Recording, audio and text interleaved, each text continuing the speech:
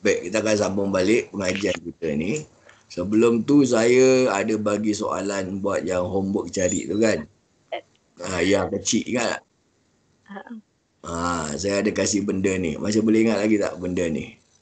Perbezaan penulisan dalam Al-Quran. Kan saya dah bilang kan, semua yang dia tulis ni mesti ada sebab. Diorang tak suka-suka tulis. Ada sebab. Okay, kita tengok saya besarkan nama Ibrahim. Dalam Al-Quran, nama Ibrahim ada yang ditulis pakai ya kecil, ada yang ditulis pakai 2 titik. Tapi huruf ya juga. Bacaan dia 2 harakat juga. Ibrahim. Jadi ma'arif disukunah kalau berhenti. Jadi Ibrahim. Ini pun sama juga. Baca sama. Agak-agak dapat tak cari jawapan dia. Yang ya kecil ni dia hanya ada di surah Al-Baqarah sahaja. Selain daripada surah Al-Baqarah dia gunakan ya 2 titik. Kenapa dia punya sebab? Dapat tak cari? Saya tengok skrin aja Ustaz. Ini ya kecil. Boleh nampak tak skrin Zah? Ya boleh. Tak, ya kecil dia pakai. Ini dalam Quran ni saya scan ni.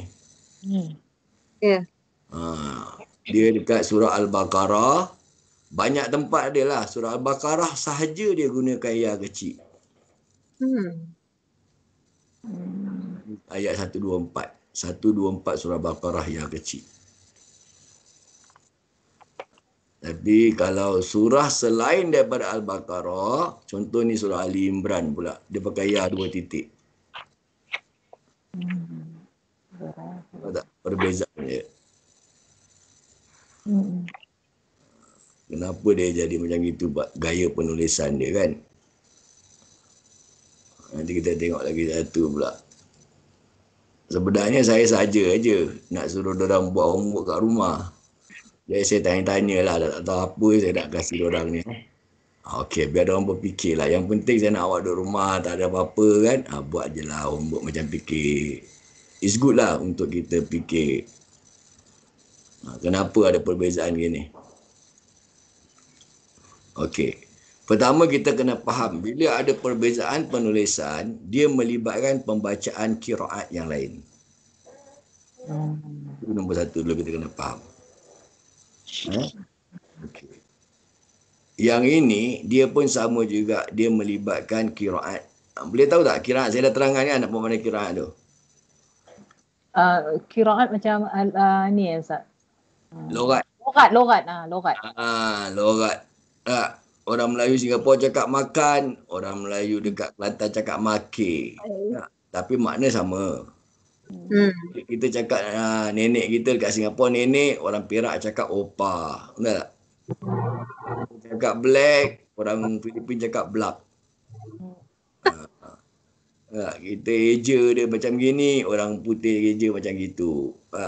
Bukan orang Melayu saja berbeza, bukan orang Arab saja berbeza, orang putih pun ada perbezaan. Orang putih kalau kita biasa berbual orang putih dengan mereka, kita dengar, kita tahu yang dia ni British, yang dia tu American. Sebab dia punya slang dia lain, logat dia lain. Orang American dengan British punya berbual orang putih kan bahasa Inggeris dia, kalau kita faham, dengar, kita tahu. Oh dia ni bukan American lah, dia British punya orang. Mana awak tahu? Dia punya logat kita tahu. Ejaan pun sama. Kalau British, eja color, kan warna color, C-O-L-O-U-R. Ada U-R. Tapi kalau orang putih American, dia punya ejaan color dia tak ada U. C-O-L-O-R. Dia hazabkan huruf U tu. Hazab maknanya dia hilangkan. Dalam Quran pun ada huruf yang dihazabkan. Ini bahasa Arab pun macam tu. Al-Quran ni, betul dia turun dalam bahasa Arab. Tapi tak semua orang Arab ni berbual macam orang Arab dekat negeri Saudi. Sebab orang Mesir pun orang Arab, dia berbual pun ada dia logat. Orang Syria pun orang Arab, dia ada dia logat. Ada dia qiraat. Orang Yaman pun Arab, ada qiraat Yaman. Orang Morocco ada qiraat. Semua ada. Tapi dia orang bangsa Arab juga. Itu kita kena tahu dulu. Maknanya memang Allah SWT ciptakan manusia tu macam gitu. Berbagai-bagai bangsa dan suku kaum. Awak baca surah Al-Hujurat ayat 13. Allah SWT dah terangkan pun. Allah sengaja ciptakan manusia ni berbagai-bagai bangsa dan kaum agar mereka saling kenal mengenali antara satu dengan yang lain. Dan yang penting sekali Allah kata apa tau dalam ayat tu, penghujung ayat yang 13 ni, surah Al-Hujurat ni, yang penting sekali Allah bilang apa, tapi siapa yang paling bertakwa, itulah yang paling dekat dengan Allah. Allah sengaja ciptakan berbagai kaum. Kalau Allah nak ciptakan semua manusia ni lelaki dalam dunia, boleh tak? Boleh. Tapi kenapa Allah ciptakan ada lelaki, ada perempuan? Mesti ada hikmah dia, mesti ada sebab dia. Kenapa Allah tak ciptakan satu dunia ni semua orang Melayu je? Tak ada orang Arab, tak ada orang putih, tak ada orang ini semua tak ada. Semua orang Melayu. Boleh kalau Allah nak. Kerana Allah berkuasa. Tapi Allah sengaja ciptakan berbagai-bagai suku bangsa, kaum. Ada orang Mexico, ada orang apa, ada berbagai-bagai. Dan berbagai-bagai kaum ni ada pula berbagai-bagai budaya dan apa pun boleh. Kita nak ikut budaya Melayu kita macam gini, selalu tradisi kita macam itu, boleh. Asalkan dia tidak bercanggah dengan syarak. Sebab Allah bilang apa? Yang penting kali di antara mereka adalah mereka yang bertakwa. Antara yang banyak-banyak kaum ni, siapa yang paling bertakwa, itu yang Allah pandang. Bukan Allah pandang pada sesuatu kaum tu kan. Okey, jadi berbalik kepada kiraat ni, logat.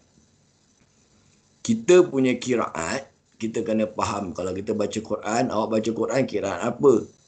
Kan? Kita kena faham. Kiraat yang kita belajar baca selama ni, di Nusantara ni lazimnya kita ikut kepada kiraat Imam Hashim. Dia ada zaman Nabi ada 7 kiraat yang mutawatir. Okey. Ni 7 ni semua. Sampai nombor 7. Yang nombor 8, 9, 10 ni, dia ada tambahan kiraat selepas zaman Nabi SAW. Ada lagi orang Arab yang berbual ikut dia logat gini pula. Dia lebih kurang macam gitu.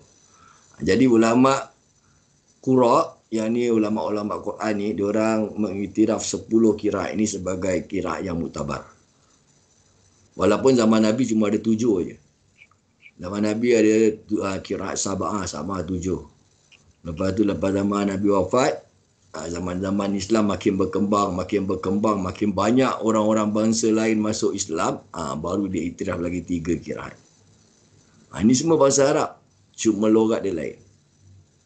Okay, kiraat yang kita baca, kiraat Imam Hashim, riwayat Hafs Al-Kufi. Kufi ni maknanya apa? Kufi ni maknanya dia daripada Kufah. Kufah ni dekat mana ni? Iraq. Dan kiraat Imam Hashim ni, Imam Hashim banyak murid lah. So antara murid dia yang masyhur, nama dia Hafs dengan Syu'bah. Yang kita ikut pembacaan Hafs. Itu kiraat kita. Ini belum masuk bab Torik lagi. Nak terang lagi bab Torik lagi, panjang juga. Ini saya nak terangkan tentang ya kecil ni punya kiraat. Okey, kalau kiraat Ibu Amr, kan, cara bacaan dia pula lain. Dia ada DP logat. Ibu Amr ni daripada Asyami. Syami ni maknanya orang Syria. Dia ada banyak DP murid. Yang meriwayatkan murid dia adalah Hafs dengan Nahwan. Ini 2 yang popular. Hafs dan Nahwan. Okey. Kita ambil Hafs. Isyam. Bukan Hafs, Isyam dan Nahwan. Nampak tak dia petek ni?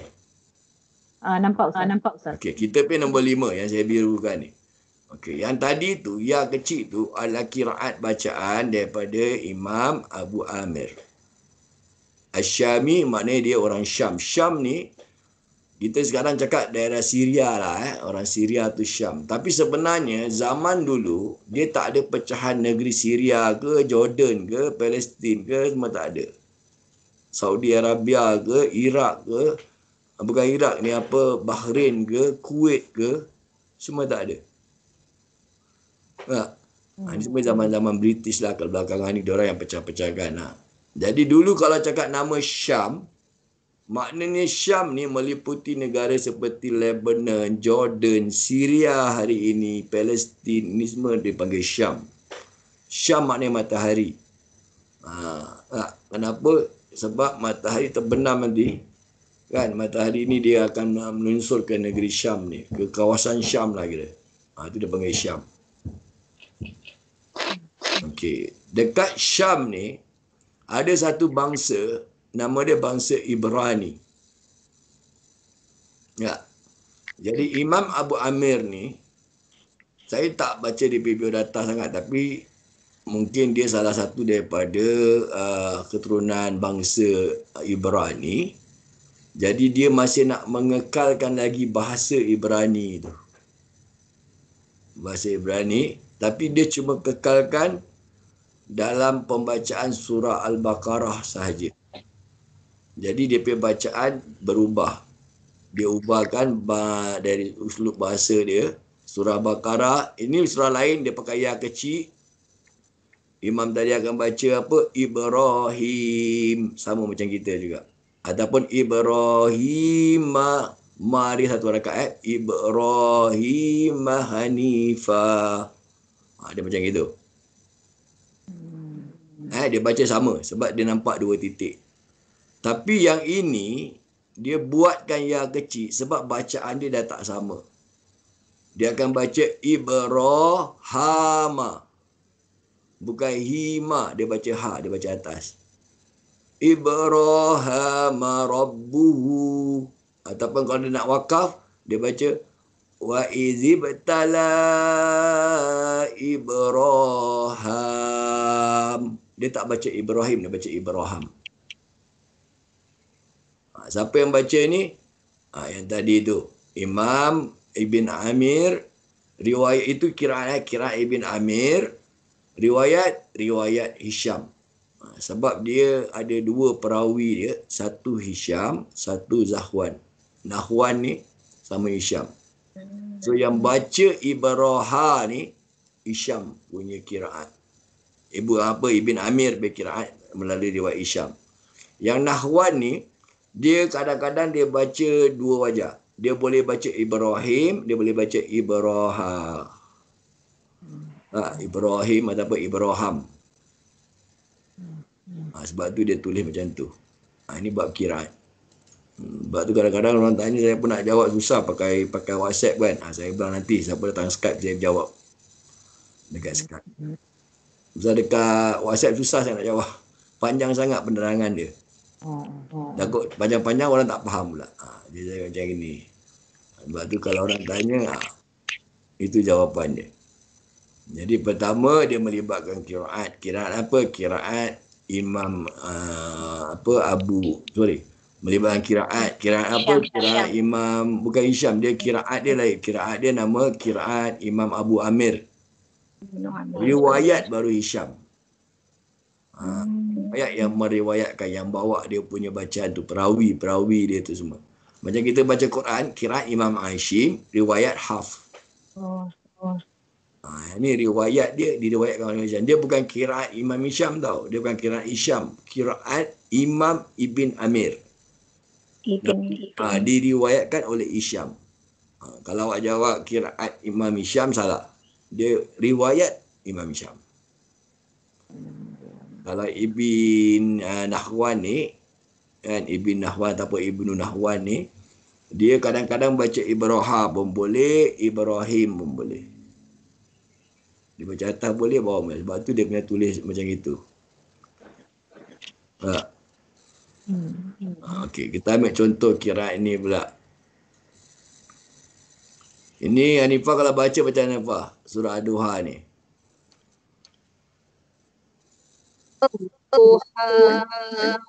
Lagi? Wallaili idza saja. Ni. Ma wadda'aka wa ma Oh, ni hari suara dia macam berempit pula Azhar. Bergema. Bergema Oh, is it? Dia macam bergema. Ekor dia kan. Okey. Pakai Pakai apa? Berdempit apa?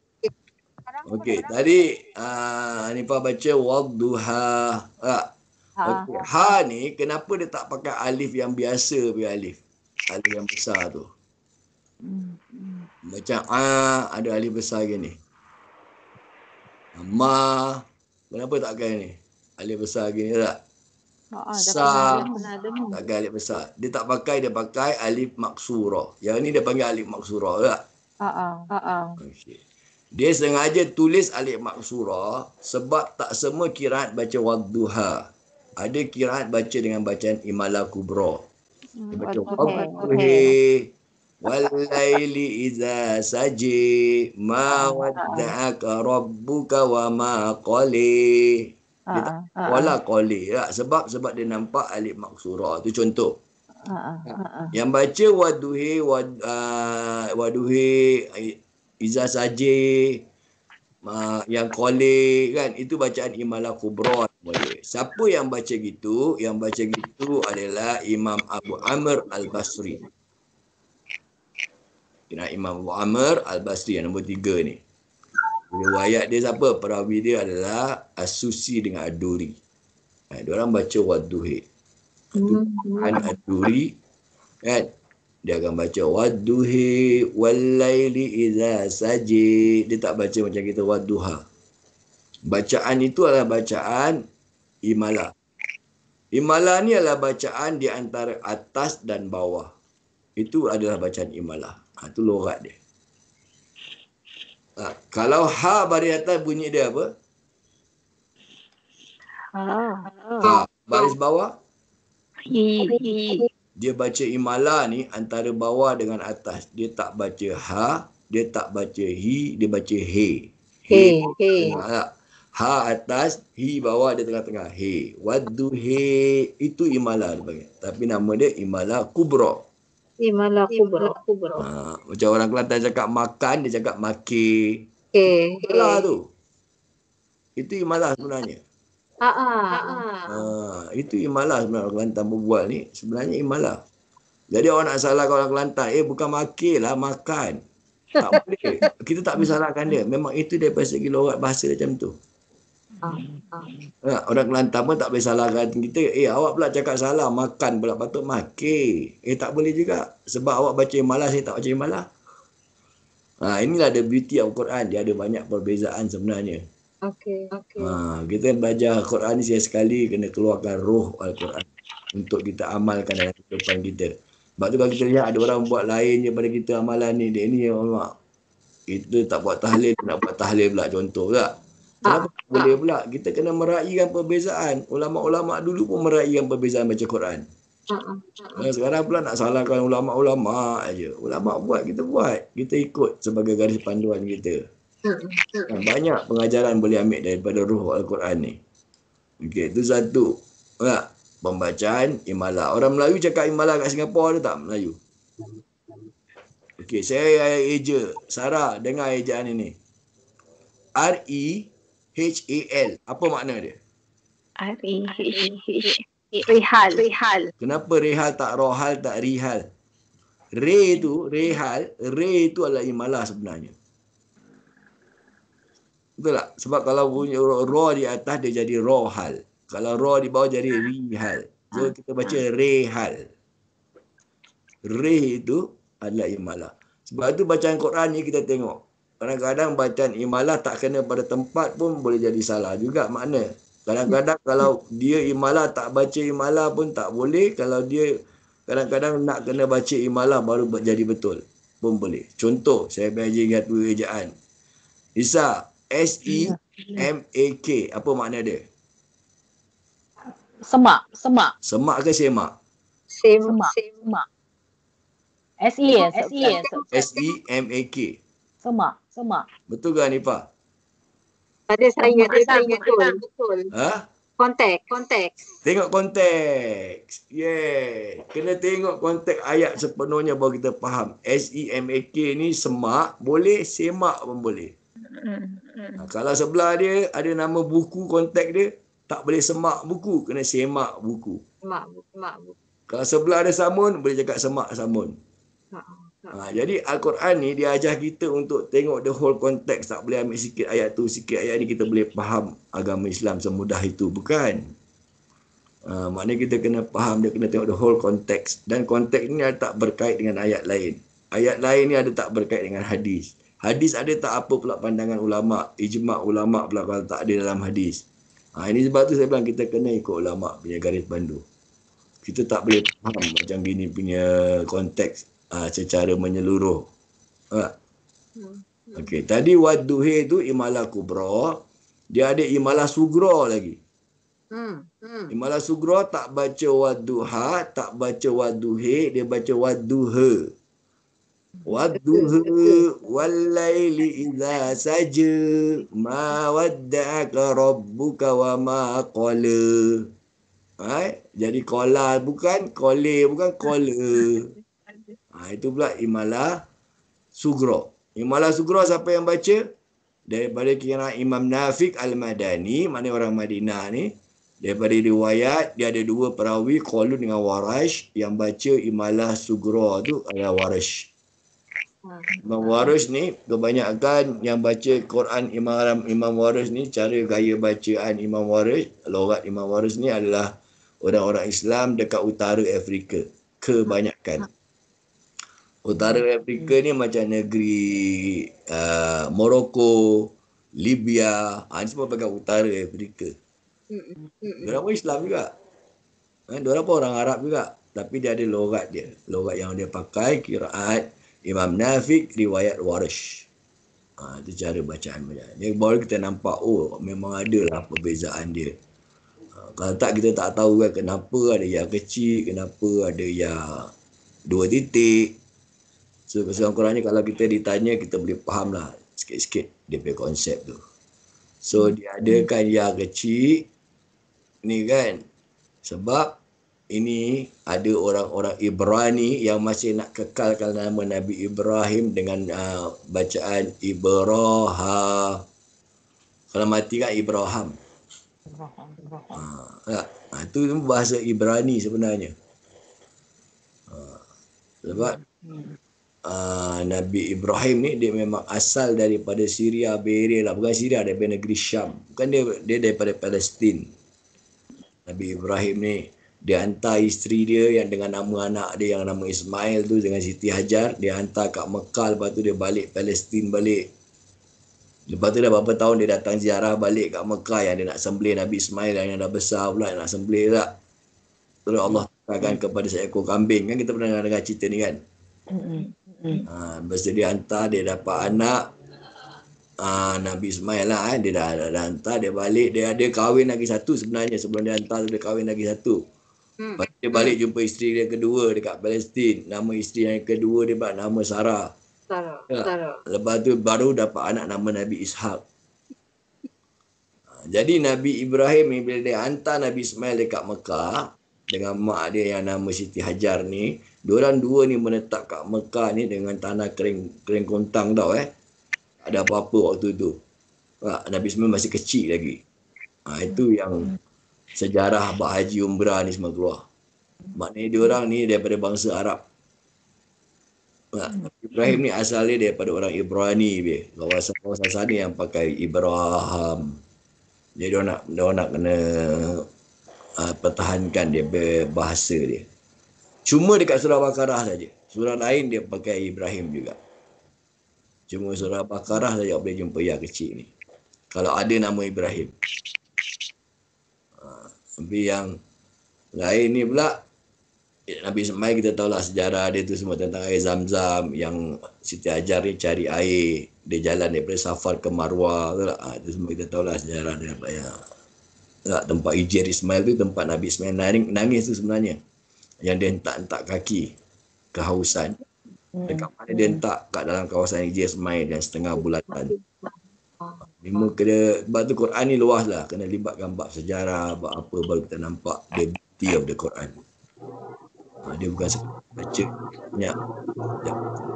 Sejarah ni pun termasuk sebahagian daripada ulumul Quran juga. Ilmu-ilmu yang ada dalam Quran. Boleh nampak Sebab tu yang hari ni yang grup dekat Facebook tu, diorang tu semua dulu pelajar-pelajar ulumul Quran dengan saya, diorang belajar ulum Quran. Bila dah habis, diorang yang sadangkan, okey rasa kita belajar ulumul hadis pula. Itulah jadi melirik lah tu ilmu hadis, diorang masuk Facebook pasal circuit breaker. Kalau tak ada circuit breaker, tak buka Facebook saya. Ada hikmah dia. Yalah. Ada hikmah dia, barulah pergi circuit breaker ni ada online, ada apa. Nampak tak? So itulah jawapan dia. Boleh faham kalau orang tanya? Dia melibatkan bahasa Ibrani. Nanti dekat WhatsApp saya akan tunjukkan awak video ataupun audio. Awak dengar betul-betul bacaan dia. Sambung dia baca Ibrahim Rabbuh ataupun Rabbuhu bi kalimat. Dia baca Ibrahim Rabbuh. Dia tak baca hi. Kalau dia wakaf, dia baca Ibrahim kan kita kan. Tapi dia wakaf Ibrahim. Jadi ham pula. Tapi boleh, dua-dua tak salah. Kan? Sebab tu Nabi dah pesan kemarin.